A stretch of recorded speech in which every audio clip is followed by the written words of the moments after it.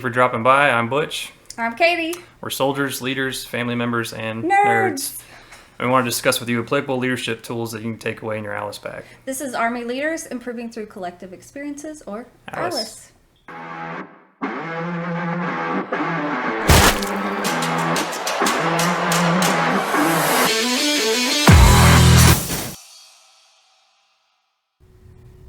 This video is not officially affiliated or endorsed by the U.S. Army. No, it isn't. And for all our new listeners joining us today, my name is Butch Posadas. I'm an Army officer. I've been in a little over 15 years. My background is mostly field artillery and air defense artillery. I'm now a force management officer, which is called a 50 Alpha. I have a bachelor's degree from Furman University in religion and a master's degree in organizational leadership from Western Kentucky University. I also have a master's resiliency trainer certificate, so I'm also an MRT, just like Katie is here, and I enjoy volunteering. I volunteer here in Austin as a youth baseball coach and a high school baseball coach. That's me in a nutshell. That's you. And my background is 18 years in the Army.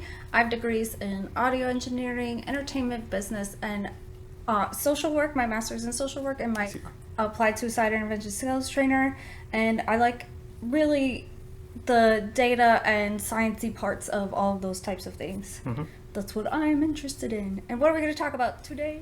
So today's topic is discipline, disobedience, and the Kickstarter vignette for this topic that we're going to discuss is the last patrol episode from the miniseries Band of Brothers, where Major Winters, who's the acting battalion commander or the battalion commander in the Band of Brothers miniseries, he disobeys a direct order from Colonel Sink, who's the regimental commander, to do a second patrol pretty much the day after they do a successful first patrol. So they do this first patrol at night. They cross the river in these little boats. They get a couple German prisoners. They bring them back.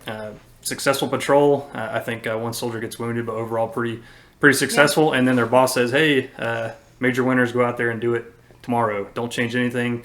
Do it again. For context, do it again." And how Major Winters enters the room, he's wringing his hands. You can tell he's nervous. He's about to make a big decision to disobey this order because it doesn't make a whole lot of sense. Yeah. They just got done with Bastogne getting shelled pretty much every day relentlessly. They lost some critical leaders. A lot of NCOs got wounded or killed, and officers as well. So they got out of that hellacious landscape of Bastogne. They're getting towards the end of the war. They can see it. No one wants to pretty much get hurt, wounded, or killed these last few weeks, and their commander, Colonel Sink, the regimental commander, is saying, "Okay, I want you to go do the same thing you just did again," and they wanted more prisoners. So Major Winters takes it on himself to say, it's such a powerful scene because he tells all the soldiers, like, "Hey, the plan is the same," and even one of the NCOs, Sergeant Martin, goes, "We're not changing anything," and you can tell the soldiers are just kind of accepting their fate, like, "Okay, we're going back out tonight, the same plan, we're leaving the same way as the night before," which is a big tactical no-no as far as tactics go. For raids, you never do the same thing twice because the enemy will expect it. And the predictability. And they're going, and also they were going deeper into town, which is also dangerous with any river crossing. Going deeper into enemy territory is extremely dangerous. So all the soldiers knew this is pretty messed up, but they're kind of resigned to their fate, and they're all hanging their heads down while Major Winters is telling them that they have to do it. And then at the end, he's kind of surveying the body language with all the hung heads, and he says, "I want you all to get a good night's sleep.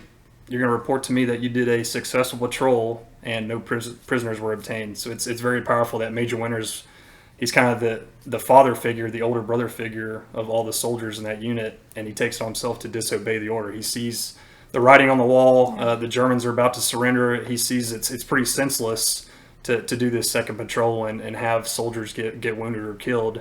It makes us think how in modern warfare, I think having discipline, disobedience. So Major Winters was kind of the stud. He's the all-star of that unit. He wrote a book called Biggest Brother. It's a great memoir. I read it many years ago when I was a cadet. But he's the guy. He's like an all-American stud. Like, he knows what he's doing, and he took a lot of risk making that decision because Colonel Sink made him a battalion commander. He promoted him above his peers very quickly, and he's going against Colonel Sink and disobeying him. So it's very powerful, but in the end, Major Winters does not get in trouble for it. He disobeys the order to do the patrol, and he also falsifies a report saying they did it. So there's kind of two disobeying. So it's kind of powerful, but it's very important. We're going to talk about mission command, the principles of mission command. So I think what kind of protected Major Winters was he understood the intent of the unit, of Colonel Sink, to win basically, and not sacrifice soldiers' Needlessly, lives needlessly. yeah. So that I think that's the key point to take away. Yeah, that's going to kick us off. Is this? I just thought about the major winners situation. How would that look, and how does it look in today's Army, and how can we encourage that? It was a good decision. Ultimately, it was a good decision, even though he went against what Colonel Sink, what his higher commander was saying. It ultimately ended up being a good decision. As the NCO, you feel this powerful need, or as your position is to protect your officer, to protect your counterpart. Yeah. If you were in that sort of situation, I know that you would have run it by me and been like, hey, what do you think? And then it would befall me just as much you to understand the limits we're about to talk about. And that's why it's punctuated that the enlisted service members must also understand as a leader what those boundaries are, but how do they support them without ethic violation or legal violation, and still upholding, like you said, the vision of what we're trying to accomplish here. Right. And since it's our job to also protect the soldiers and remind our officer team that these are people, not numbers. Yep. Like, we have to care for them, and caring for their needs in those certain ways. I think that you would find a counterpart that would support your choices to protect soldiers. Yeah, I mean, it's a dilemma. Yeah, it's a dilemma. So what for those listeners that are not military, I think there's a perception, especially whenever I talk to my kids I coach, is that, okay, orders, you follow orders, and then sometimes the orders don't make good sense, even if they are lawful, ethical, and moral. And there's some decision making that leaders have to have, and there's collaboration you have to have with your soldiers to make them understand that you don't have to follow every order, even though it's lawful, ethical, and moral. I know there's some nuance to it, and that's what we're going to talk about. Is sometimes the orders don't make sense. We can improve and make this better, and there's a better way to do this, and it takes that courage to speak up about it. And usually that commander is okay with it. It's just meet that person's intent. Right. It may not look how that person wants. and yeah, exactly. And the baking a cake is what you're thinking. Yeah. I don't care how you cook the cake, what you put in it, as long as I have a chocolate cake. As long as I have a cake at the end. It's kind of like that. And there's a vignette with baseball I just had this past weekend. So whenever our head coach gave a player a bunt, so whenever you bunt in baseball, you're trying to move the runner. He failed at the bunt, so he didn't comply. He just, the ball goes right by him. Didn't lay the bunt down, so he kind of didn't comply with that order. And then 2 strikes are on him, and then he hits the ball and he moves the runner. So in the end result was obtained. So can you really be that hard on a kid that actually meets the intent of moving the runner, even though he didn't execute a bunt? So that's kind of the baseball way of thinking about this. Is, as leaders, I think you have to be comfortable with your subordinates accomplishing that intent, but it may not look like what you thought it would. Yeah, what you thought it would. That's something we'll talk about too. So a lot of times we'll hear the saying, do what your rank can afford. And I suppose that means, does your level of disobedience have the top cover necessary to make it okay if you make that choice? And I think that only happens if leadership does a good job in establishing a shared vision, communicating, and giving a shared understanding of what our mission set is, understanding what the operational variables are in that condition, in that set, and communicating as much information as possible so everyone understands what their role is. And then that also gives them the left and right limits of how to accomplish that within their set path. Right. Versus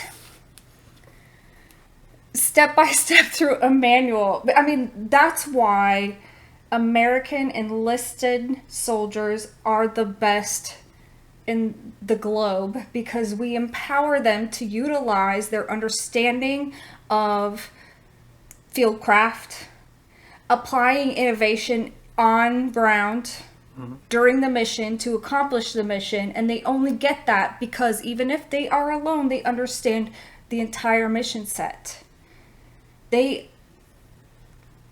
they're not isolated from information that is critical to getting that mission done, versus our near peer competitors who do isolate. You do take out an officer and boom, they fall apart. It's like a hive mind, right?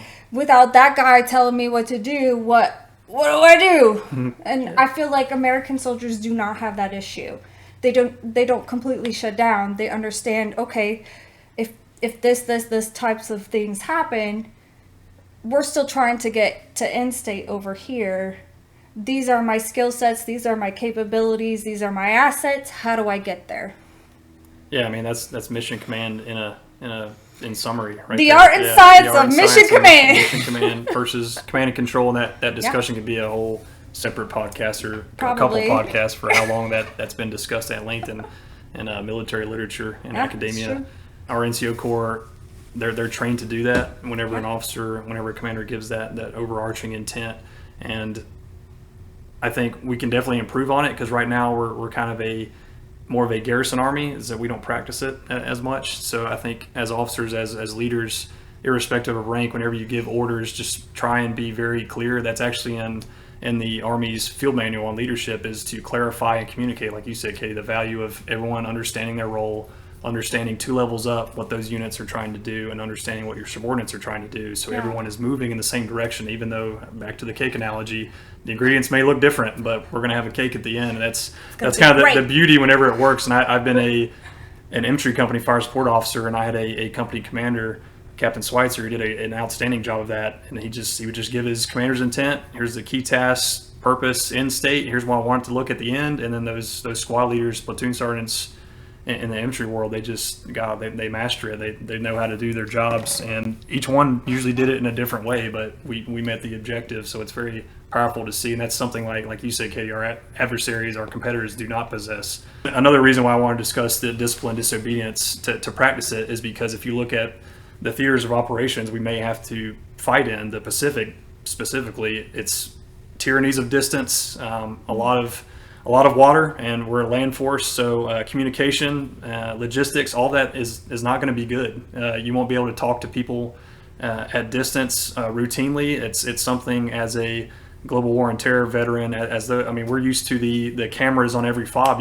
I could actually see what a patrol was doing at all times, almost whenever that blimp was up. And with our air support, you could use the sniper pods on them to get it in the UAVs. You can see what's going on many levels above that squad or platoon, so we're just used to that information dump and that information just being readily available. Whereas in the Pacific, if we ever go to war there, we're not going to have any of that stuff. It's going to be degraded. No BFTs.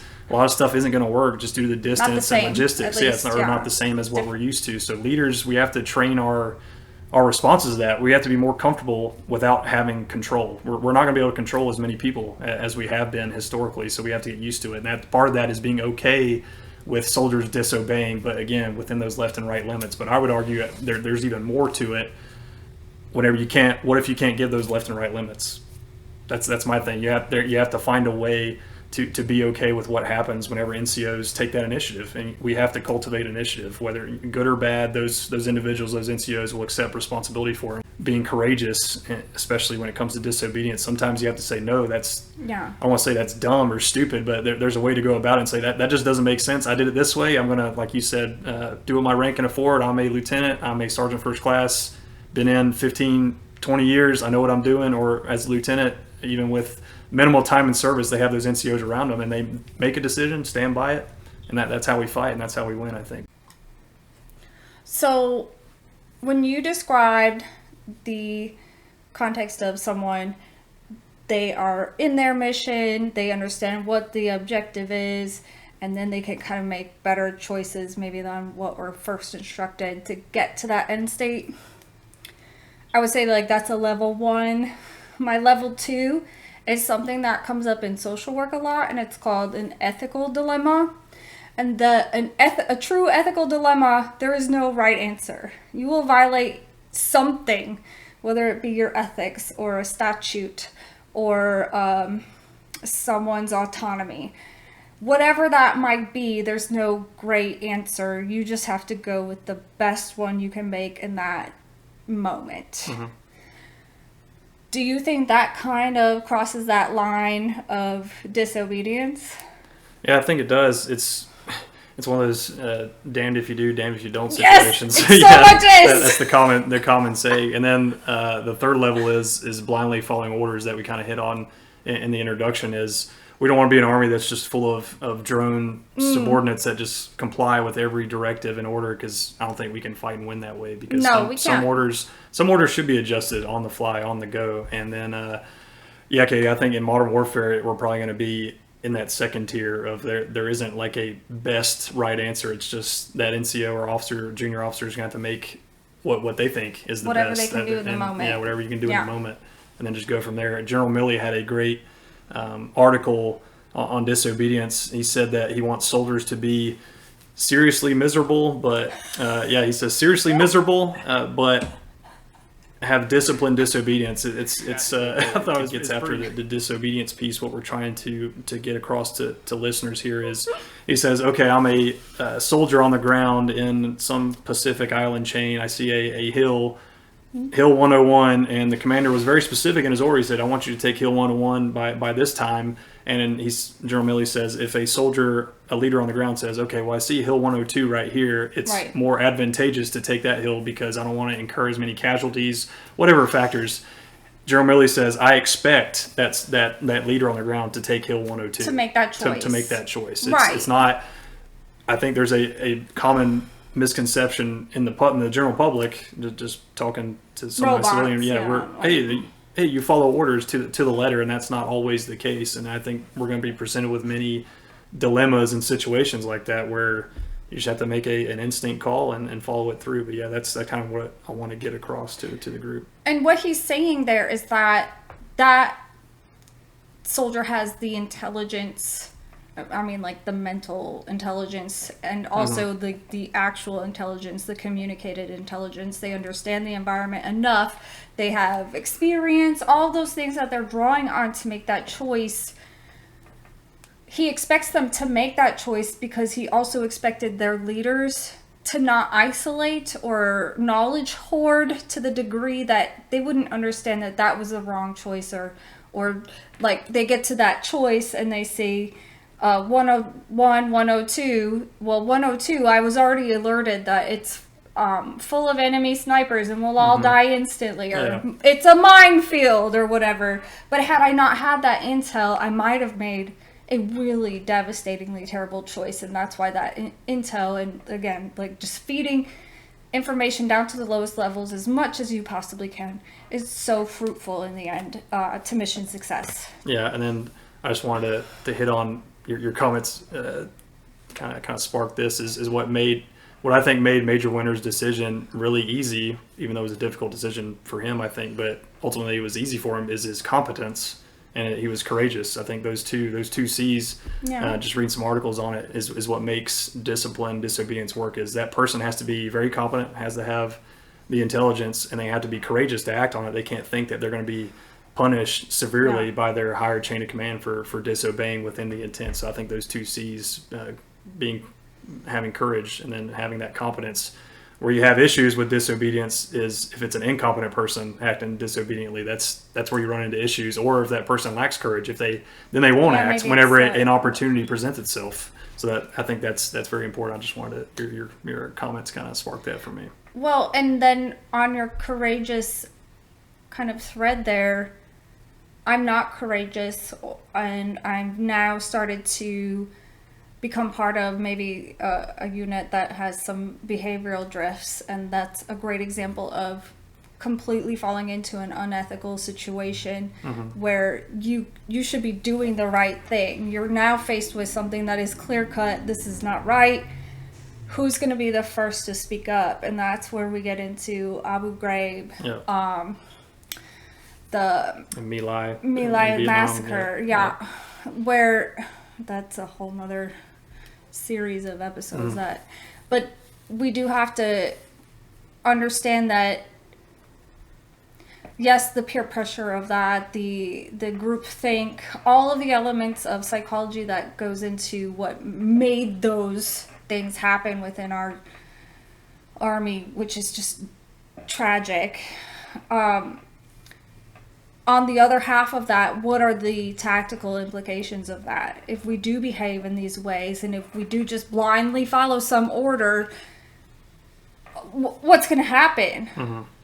I mean, it makes you predictable, I think. Oh, yeah. I think you fall into dangerous Two habits patterns, just from being in various CTC rotations as an observer and just being in several live fires. If everyone kind of follows the strict guidance to the letter, Right. I think you become predictable in the enemy's eyes, and that's something you want to avoid, and that promote that disobedience where someone can veer off a little bit and keep that element of surprise, which is a principle of war. And that's another, geeking out on this tactical stuff.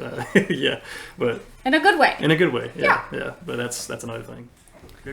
So we're going to transition to what our doctrine and regulations say regarding disobedience that you can research further. This will kind of be just a couple minutes, more of a reference Put them in your list. pack. Yeah, put them in your pack. So you have Article 92 of the UCMJ, failure to obey an order. There's a lot of information there. There's a lot of legal opines on the internet that kind of goes through what you can and cannot do as far as that article is concerned. So Article 92, something that stuck out to me in case law. I kind of fancy the legalese, so to speak, but I found something interesting online. It's a case, United States versus New in 2001, that I kind of honed in on. I'll just read this off.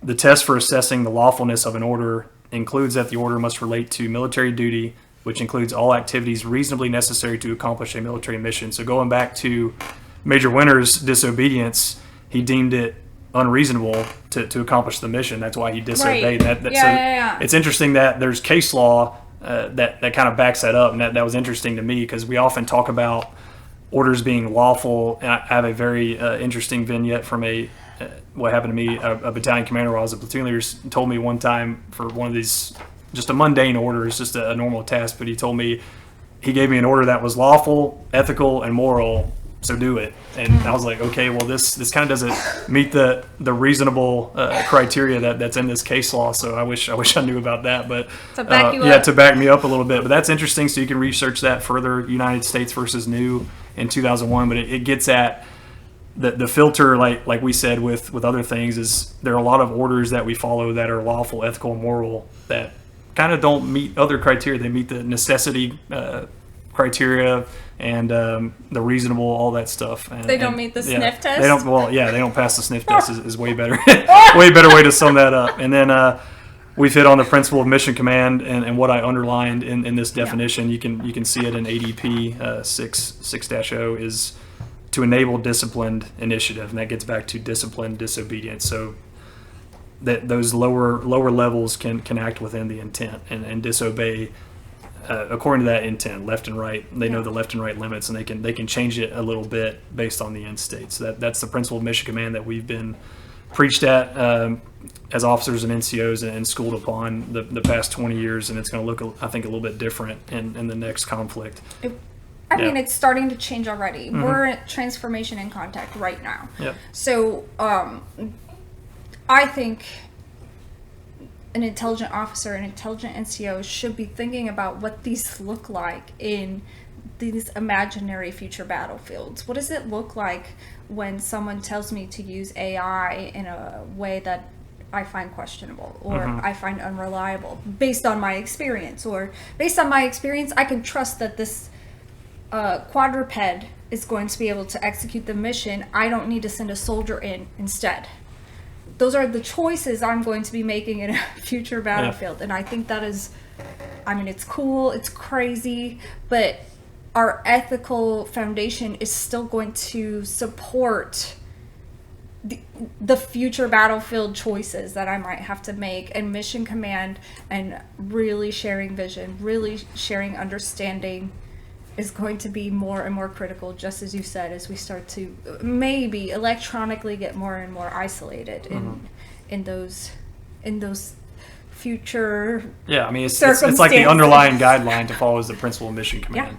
And then lastly, the Field Manual on Leadership 6-22 encourages orders clarification and collaboration. So it gets after you help people disobey within that intent by being very clear in your orders, clarifying what words mean. There's a lot of confusion sometimes whenever orders are given. Subordinates may not understand the context, the situation, And with the Major Winners vignette and other vignettes, you can kind of see how he uses the context to make a very intelligent decision that ultimately I think saves soldiers lives, and still accomplishes the mission. So there's always context, which is both, right? And if we don't allow those spaces, we don't get a very critical element that is going to be decisive in the future battlefield, which is innovation, technological innovation on site, on the ground, with whatever tech craft application I have versus just field craft application. Now I have to introduce this in a holistic sense, and if I don't have that, we better get it. Better figure it out. Yeah. That's right. All good stuff. I'll brief this survey of Marine Corps officers at the Marine Corps War College in January 2010, and they surveyed their officers there, and they came up with common reasons why those officers have disobeyed orders in the past. So this will kind of shed light on reasonings right now that officers in the military are disobeying orders and what they were thinking. So the first one is, if the officer cannot live with obeying the order, then he must disobey and accept the consequences. Number two, when I cannot look at myself in the mirror afterwards. So again, we're getting after that ethical piece of it. When I deem the order to be immoral, again, more moral and ethical concerns. Number four, when it is going to lead to mission failure. So that's something getting at more tactically, the success versus failure piece, why they chose to disobey an order because they thought it would fail. So that's the justification.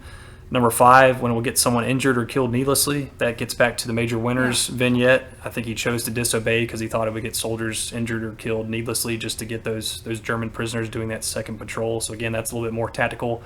And the last one that was mentioned as a common factor was when it will cause military or institutional disaster. So I think that's a little bit more of a gross ethical or moral concern, that kind of like My Lai and Abu Ghraib, whenever those people should have disobeyed that order to do any of those activities because it caused a military disaster of how the military is perceived. But yeah, those are the common. Yeah, so I just thought it was important to highlight that survey.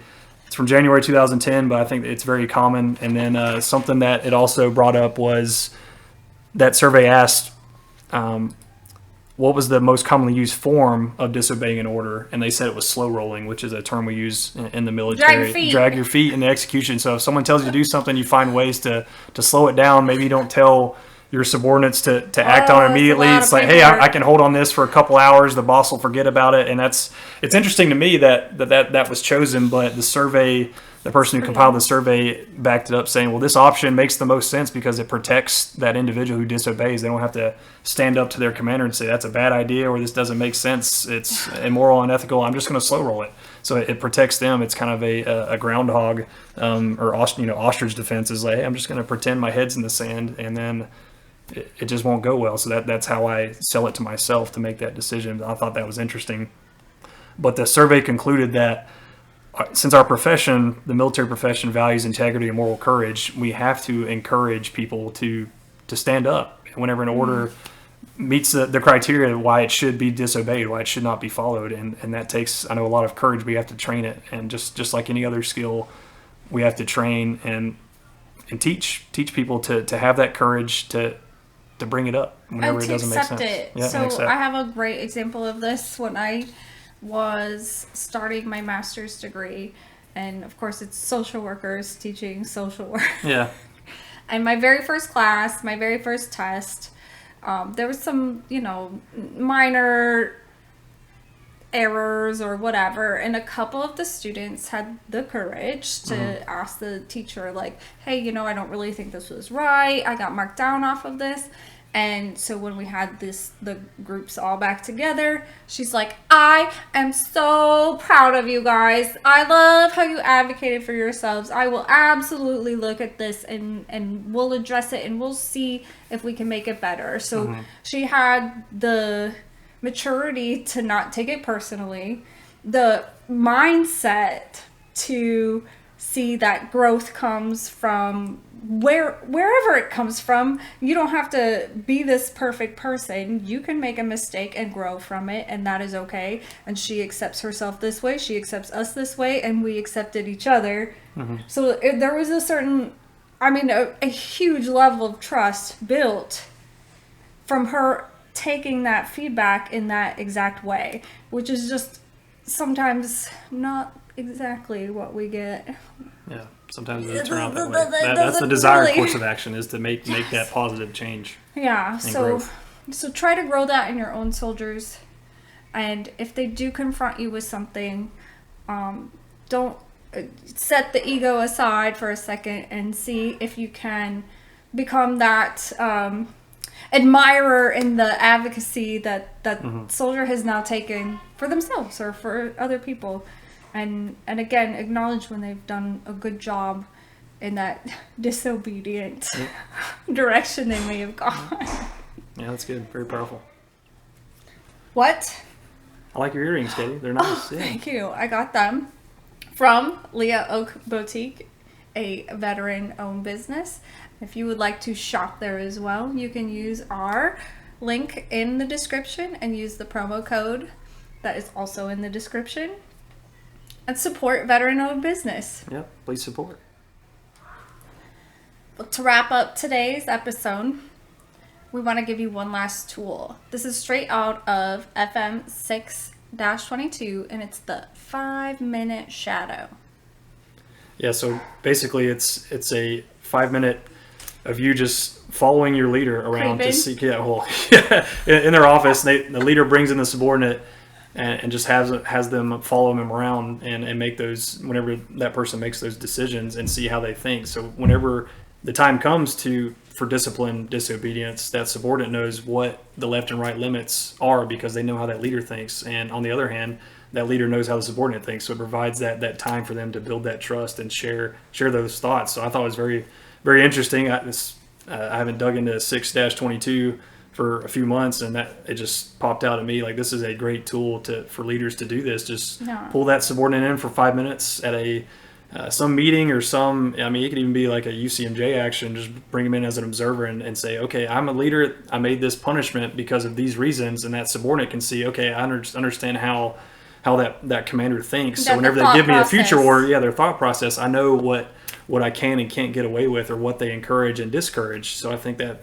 would shed light on this problem and encourage people to exercise discipline, initiative, and discipline disobedience. That was an important little nugget I found in the FM. Right. And just to further kind of summarize the way ahead and just keep practicing giving intent, and even in garrison tasks. I know we get focused on the tactical and operational stuff, but practice giving intent as leaders and allowing your subordinates to act on that intent. Don't tell them step A through Z of how to do something. Just give them the end state, how I want it to look, how you want the cake to be baked or whatever, and they go get the ingredients. You just say as a leader you want a cake. It needs to be practiced just like any other skill. So that's number 2.